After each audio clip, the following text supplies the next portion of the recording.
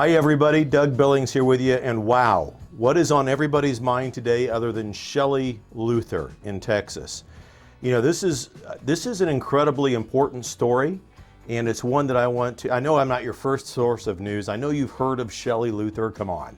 Everybody's heard of Shelley Luther by now. She's the Salon owner in Texas who defied the tyrannical and unconstitutional shutdown of the businesses order by the governor and by other folks. Now, I like Greg Abbott, the governor of Texas. He's going to make this right, believe me.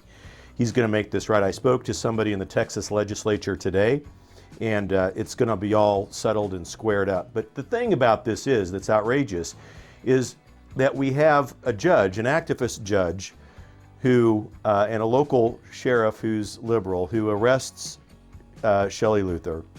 And she's facing 7 days in jail and a $7,000 fine.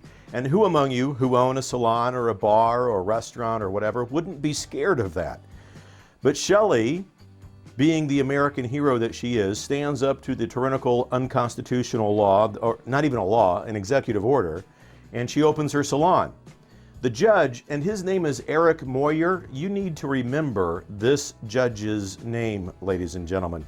He hauls her in front of a video camera court, as you can see here, and asks her several questions and says basically, hey, look, not basically, he literally says, if you apologize, if you say you're sorry that you opened up your business and you'll close it back down, we'll let you go.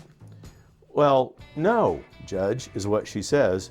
Eric Moyer is an activist judge, and this is why I'm so glad that President Trump has nominated and appointed a record number of judges who will simply interpret the Constitution and not legislate from the bench.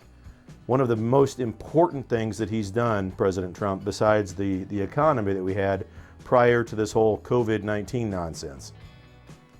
So the judge, Eric Moyer, he's up for re-election in Texas. I can't remember which county. Some of you folks in Texas will have to comment and share in the comment section where this judge is located, because he's up for re-election and you need to basically unelect him in November when the election season strikes.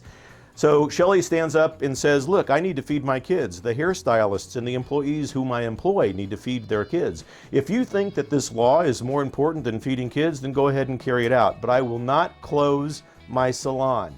And she didn't. Now look, again, I have lots of friends. I'm a couple by name, just their first names, Barbie and Vicky. I know that you own or have or work in your own hair salons and so forth. I know a few bartenders and bar owners out there, Danny, Sammy, Tom, and Tom, I know Mary's first name, but I don't know her last. Mary owns the establishment in which you bartend. You all need to just open up. Open up. Shelley Luther now has more people knocking on her doors to cut her hair, to do their manis, their pedis than she's ever dreamt of. People from out of state are making it a point, simply because of the stand she took against tyranny, to come to her shop and patronize her, bring her commerce. She has a GoFundMe account that's well over $200,000 and growing. I know I know. Well, it's easy for you to say, Doug, you don't own a business. You don't have to stand up in front of a judge. Well, no, I don't. Maybe it's easier said than done. But isn't it awesome when an American hero in the face of tyranny stands up? And wouldn't it be great if you all did too? Wouldn't it be great? The rule to shut down, the executive order to shut down, is unconstitutional. It can't stand. The Attorney General of the state of Texas has already said and called for the release and the complete dismissal of all of the charges against Ms. Luther.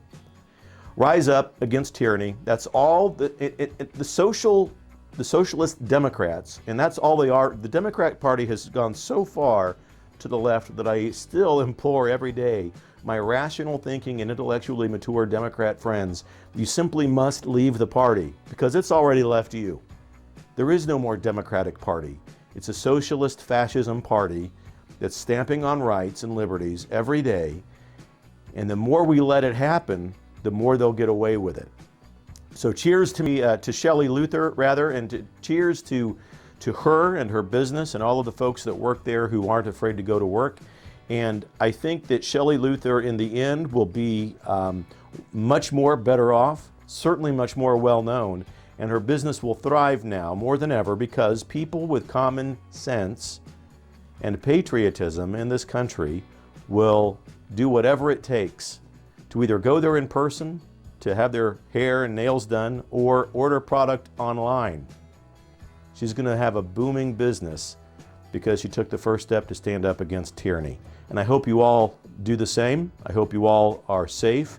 And let's think about and believe in our republic and what it stands for. Believe it.